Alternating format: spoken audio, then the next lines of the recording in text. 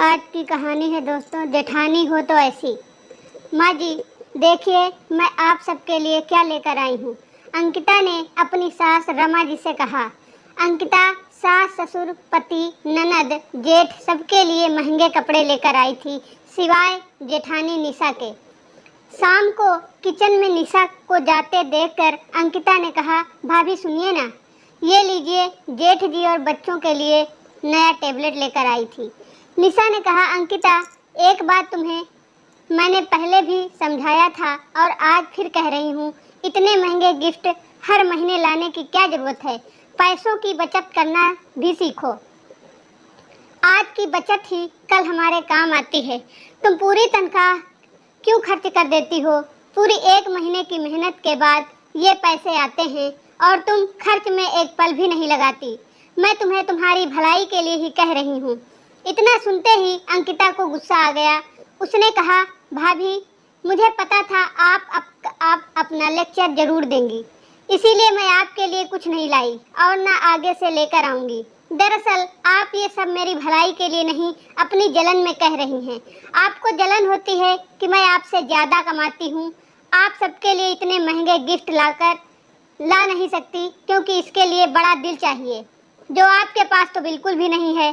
आप एक middle class कंजूस औरत हैं। ये सब सुनकर निशा की आंखों में आंसू आ गए। वो अपने कमरे में जाने लगी।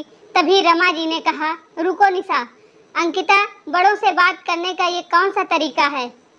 तुम्हें किसने सिखाया है? निशा ने तुम्हारी भलाई के लिए तुम्हें बचत करने के लिए कहा और तुम उसको जलन और कंजूसी का नाम दे रही हो। आज एक बात मेरी तुम ध्यान से सुन लो, तुम्हारे ये महंगे गिफ्ट या कोई और चीज मेरी बहू निशा की जगह नहीं ले सकता। और हाँ, अपनी इस बात के लिए तुमको एक दिन पछतावा जरूर होगा। अंकिता वहां से पैर पटकते हुए गुस्से में अपने कमरे चली गई। अंकिता ने अपने पति आशीष को ये बात बताई। आशीष, बुरा मत मानना, लेकिन मैं ये चाहे कितनी भी कोशिश कर लूं, लेकिन भाभी की जगह कभी नहीं ले सकती, क्योंकि मैंने लव मैरिज की है और जेठानी जी माँ जी की पसंद की हुई बहू हैं। इसीलिए माँ जी भाभी को ज़्यादा प्यार करती हैं। और वहाँ पूरी बात बताई। तब आशीष ने कहा, अंकिता, आज एक बार फिर मैं तुमको समझा रहा हूँ कि तुम जितना गलत भाभी को समझती हो, वो उतनी समझदार और सुलझी हुई हैं। तुमसे वो कभी जलन रख ही नहीं सकती, क्योंकि उन्होंने ही पूरे घर को हमारी शादी के लिए राजी किया था। देखो आशीष, तुम भी नहीं समझ रहे, मैं कई छोटे मोटे घर की बेटी नहीं, मुझे पैसों की कोई कमी नहीं है। मैं अपने शौक के लिए ही नौकरी करती हूँ, वरना मैं जो चाहूँ वो मेरे पापा मुझे तुरंत दिला दें। पापा का इतना बड़ा बिजनेस है, मैं क्यों बचत की चिंता करूँ? अंकिता ने कहा।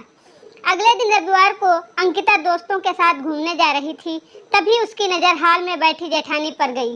उसने गुस्से में अपना पर्स उठाया और फोन हाल की टेबल पर ही भूल गई। निशा ने आवाज़ देनी चाहिए तो रमा जी ने रोक लिया। कहा, जाने दो, वैसे भी एक फ़ोन है उसके पास, अभी आवाज़ दोगी तो बेकार में नाराज़गी झेलनी पड़ेगी। रमा ने हम कहते हुए जैसे ही फ़ोन रखा, देखा तो अंकिता के फ़ोन पर उसके भाई का फ़ोन आ रहा था। निशा ने फ़ोन उठाकर बोलना चाहा कि तभी उसने बिना आवाज़ सुने रोते हुए बताया कि दीदी जल्दी अस्पताल आ जाओ, पापा को अस्पताल लेकर जा रहे हैं। कहते हुए फ़ोन रख दिया। निशा के साथ पूरा परिवार अस्पताल पहुंचा। वहां जाकर पता चला कि उनके पार्टनर ने उन्हें धोखा दे दिया और धोखे से सब कुछ अपने नाम कर लिया। अंकिता का भाई मनीष मुंह पर हाथ रखकर बेंच पर बैठा रो रहा था। तभी निशा ने उसके सिर पर हाथ रखते हुए कहा, मनीष, क्या बात है?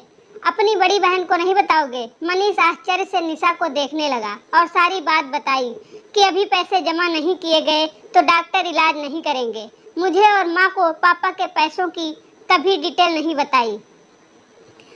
अभी हमारे पास इतने पैसे नहीं हैं और अंकिता दी भी फ़ोन नहीं उठा रही है। मुझे लगा वो ही आएंगी। निशा ने कहा, लाओ मुझे बिल दो और तुम आंटी के पास जाओ, मैं अभी आती हूँ। और जाकर काउंटर पर पैसे जमा किए। अंकिता ने फ़ोन पर अपने भाई के इतने सारे मिस कॉल देखकर परेशान हो गई। तभी उसको मनीष का मैसेज रिसीव हुआ, जिसमें उसने लिखा था, दीदी पापा की हार्ट अटैक सर्जरी हो रही है, अर्जेंट पैसे चाहिए। और उसने उस मैसेज में पूरी बात लिख के बताई। अंकिता भागती हुई अस्पताल पहुंची। तब तक ऑपरेशन हो चुका था। वहां सिर्फ आशीष और मनीष मौजूद थे। अंकिता रोए जा रही थी। तब आशीष ने कहा, अंकिता घर चलो, अभी पापा को आईसीयू में रखा है, अब कल सुबह ही मिलना हो पाएगा। अंकिता ने आशीष से कहा, मुझे मनीष से 1 मिनट कुछ बात करनी है। हाँ ठीक है, करके आ जाओ, मैं कार में बैठा हूँ। अंकिता ने मनीष से कहा, मनीष तूने पैसों का इंतजाम कहाँ से किया? क्या मनीष से, आशीष से लिया या मेरे ससुराल वालों से? तूने सारी बात बता दी क्या? अंकिता मन ही मन सोच रही थी कि अब उसको हमेशा ताने सुनने पड़ेंगे और इनके पास होंगे तो भी ये लोग मदद नहीं करेंगे। सासू माँ ने पहले ही कह दिया था। तब मनीष ने कहा, नहीं दीदी, सिर्फ निशा दी को सारी बात पता है और उन्होंने ही अस्पताल के पैसे बिना किसी को बताए दिए हैं। दीदी वो बहुत अच्छी हैं, डॉक्टर से बात की और बिना किसी शोरगुल के मदद भी की। अगर आज वो ना होती तो ना जाने क्या होता। वो तो माँ को भी अपने साथ लेकर घर गई हैं। अंकिता सन्न हो गई सुन के कि जिस जेठानी की इज्जत उसने कभी नहीं की, आज उन्होंने उसके लिए इतना कुछ किया। घर पहुंचकर जब उसने देखा कि निशा उसकी माँ का सर दबा रही थी, अंकिता माँ के गले लग गई, तब निशा ने अंकिता से इशारे में न रोने की अपील की। अंकिता अपने आंसू को रोकते हुए बोली, माँ मैं चेंज करके आती हूँ। अंकिता ने आशीष से कहा, आशीष जरा भाभी को कमरे में भेजना। निशा कमरे में आते ही बोली, अंकिता मैंने तुम्हें रोने से इसलिए रोका क्योंकि आंटी जी कब से रो रही थी और उनका सर दर्द होने लगा था। वो भी घर पर अकेली रहती, हमेशा ज़्यादा सोचती, इसीलिए यहाँ ले आई कि हम सबके बीच उनको अच्छा लगेगा, तुमको बुरा लगा हो तो। अंकिता ने निशा का हाथ पकड़कर एक हाथ निशा के मुंह पर रख के कहा, भाभी बस इतना शर्मिंदा मत कीजिए मुझे, आप मुझे माफ़ कर दीजिए। मैं आपको पहचान नहीं पाई, आपकी अच्छाई को आपका ढोंग समझ बैठी। आपका एहसान मैं कभी नहीं भूलूंगी। नहीं अंकिता, कोई एहसान नहीं किया मैंने, वो भी मेरे तो माता पिता ही समान हैं और हम तुम बहनें तो एक ही दूसरे पर एहसान करती हैं। तुम तो छोटी बहन जैसी हो, गलती करना तुम्हारा अधिकार है, समझाना मेरा काम, समझी? हाँ भाभी, अंकिता ने निशा के गले लगकर रोते हुए कहा, लेकिन अब आपकी ये छोटी बहन कभी कोई गलती नहीं करेगी और आपकी हर बात मानेगी, वादा रहा।